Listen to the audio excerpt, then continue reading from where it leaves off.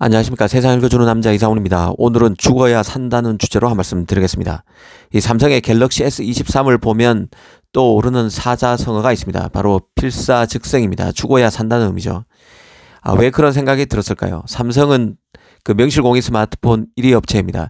하지만 그 위상에 걸맞는 폰을 만든다고 하기는 좀 어려운 측면이 있는데요. 항상 성능면에서 애플 아이폰에 뒤져왔기 때문입니다. 하지만 이번에 삼성은 처음으로 엑시노스를 버렸고 아이폰에 필적할 만한 폰을 구현하는 데 성공했다는 평가를 받고 있습니다.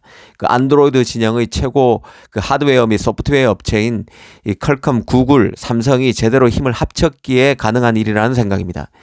사실 그 현재의 삼성 시스템 반도체 역량으로는 아이폰 수준의 힘과 효율성에 도달하기 어렵다는 게 객관적인 평가입니다.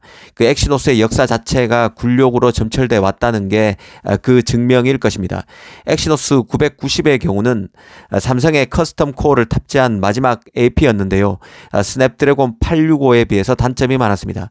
그래서 당시 삼성 갤럭시폰 애호가로부터 엑시노스를 버리라는 호된 질책을 받아야만 했고 결국 삼성은 자체 CPU IP 개발을 맡았던 몽구스라는 팀을 해체했었습니다. 그 엑시노스 2100부터는 자신의 몽구스 IP를 버리고 다시 ARM의 CPU 코어를 탑재했는데요. 그런데 이번에는 GPU 업그레이드가 필요하다는 처방을 받게 됩니다. 그 결과 삼성은 이 퀄컴의 아드레노 GPU를 따라잡기 위해서 AMD와의 GPU 협업을 선택했지만 엑시노스 2200도 발열 문제로 쓴잔을 들이키게 됩니다. 그 결과가 이번 갤럭시 S23에서 엑시노스가 완전히 배제되는 결과로 이어졌습니다. 하지만 삼성으로서는 갤럭시 S23을 통해서 협업의 재발견이란 성과도 얻게 됩니다. 애플은 아시다시피 능률 쪽이고 자급자족적인 엔지니어링 모델을 갖추고 있습니다. 소프트웨어, 하드웨어 분야 모두에서 그렇습니다. 그렇다 보니 현재의 삼성 내부 역량으로는 휴대폰의 가장 중요한 두 가지 측면인 그 SoC와 소프트웨어 최적화에서 아이폰을 따라잡기가 버거웠습니다. 하지만 갤럭시 S23은 이전과는 양상이 사뭇 다른데요. 갤럭시 S23은 퀄컴으로부터 삼성만의 스냅드래곤 8 2세대 AP를 받았습니다. 중국의 원 플러스 원, 그 샤오미, 비보 등도 퀄컴의 스냅드래곤 8 2세대 AP를 탑재했지만 삼성 전용 AP와는 한 차원 AP와 비교하면 한 차원 낮은 것입니다. 이 삼성 전용 퀄컴 AP는 CPU와 GPU를 오버클럭해서 더 빠른 성능을 제공할 뿐만 아니라 사진과 동영상 처리도 전용 ISP를 탑재해서 최고의 폰 카메라 성능을 보여줍니다. 그 결과 벤치마크 테스트 결과를 보면 효율성과 배터리 수명 모든 분야에서 갤럭시 S23 시리즈 폰은 아이폰 13과 아이폰 14에 맞설 수 있는 수준까지 올라왔습니다. 이런 결과는 사실 그 애플이 최근 심각한 인력 이탈을 겪으면서 시장 기대보다 못한 AP를 내놓고 있다는 그 애플의 불안한 행보와도 맞물린 것입니다.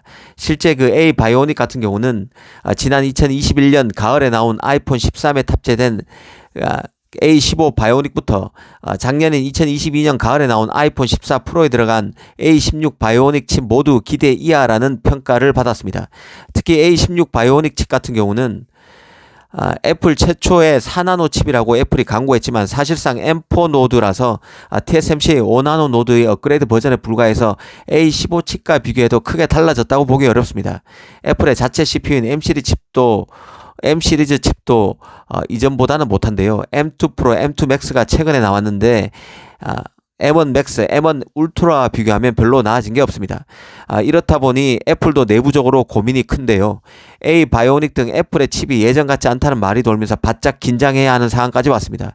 최근에는 그 애플 전문 매체인 9to5 맥이 애플이 올가을 나올 그 3나노 AP인 A17 바이오닉 개발에 집중하기 위해서 내부에서 진행되던 와이파이 칩, 모뎀 칩 개발을 사실상 중단하고 역량을 A17 바이오닉에 모두 집중한다는 내용을 전하기도 했습니다. 다시 삼성으로 한번 돌아와 보겠습니다. 삼성은 인류 반도체 기업입니다. 자신이 만든 칩이어도 폰 성능 업그레이드에 도움이 되지 않는다면 받아들이기 어렵습니다. 치열한 경쟁에서 이기려면 자신의 식구라고 팔이 안으로 굽어서는 2류, 3류로 전락하게 되는 것이죠. 애플, 구글과 같은 최고의 기업, 급성장하고 있는 중국 스마트폰 업체와 대결하려면 눈물을 머금고 자신의 칩을 버리고 스냅드래곤을 선택해야만 하는 것입니다. 그래야 이보 전진을 위한 일보 후퇴가 될 수 있습니다. 브랜드 명성을 훼손하면서까지 엑시노스를 챙기면 다 망하는 것이죠. 이런 단순하지만 냉혹한 진리를 이번 사건을 통해서 새삼 인식하게 됩니다. 그나마 삼성이 종합 반도체이기 때문에 자신의 폰에 그 엑시노스 탑재를 줄임으로써 파운드리에서 다른 팹리스의 칩 유출을 도모할 수 있는 지렛대가 생기는 점은 다행이라고 할 것입니다. 이것도 물론 파운드리의 수율 확보라는 기본 전제가 충족돼야만 가능한 일일 것입니다. 이 갤럭시 S23을 통해서 삼성, 퀄컴, 구글의 협력 가능성이 극대화될 때 얻게 되는 결과를 확인했다는 점은 그나마 삼성 입장에서는 성과라고 할 것입니다. 앞으로 애플과 삼성은 완전히 새로운 범주에서 경쟁할 가능성이 있습니다. 바로 AR, VR 같은 새로운 기기와 같은 분야에서인데요. 여기에서도 구글과 퀄컴은 삼성의 편에 서 있습니다. AP 경쟁도 앞으로 불꽃을 튀길 것입니다. 애플로서는 올가을에 내놓게 되는 아이폰 15에 들어갈 A17 바이오닉을 통해서 애플의 건재를 알려야 합니다. A17 칩을 통해서 반전의 모멘텀을 마련해야 한다는 뜻인데요. 특히 A17 칩은 TSMC 3나노를 통해서 내놓는 최초의 3나노 칩일 가능성이 큽니다. 그 애플로서는 최고 기술 기업으로서 3나노 시대를 열어젖힐 A17을 통해서 애플은 퀄컴, 삼성, 구글 연합과는 다르다는 것을 입증해야만 합니다. 그 애플 입장에서 프로세서의 업그레이드가 더뎌진다는 것은 결국 그 칩이 탑재되는 최종 제품인 아이폰과 노트북의 판매 저조로 이어질 수 있습니다. 올가을에 나오게 되는 그 3나노 칩의 경우는 애플 입장에서 올해와 내년, 내후년 등 3년 장사를 결정할 칩입니다.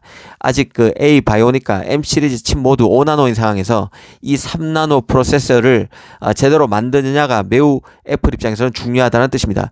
만약 이번에도 실패한다면 3년 동안 제대로 된 AP 칩을 못 내놓는 결과로 이어집니다. 천하의 애플도 삼성의 덜미를 잡히지 말라는 법이 없습니다.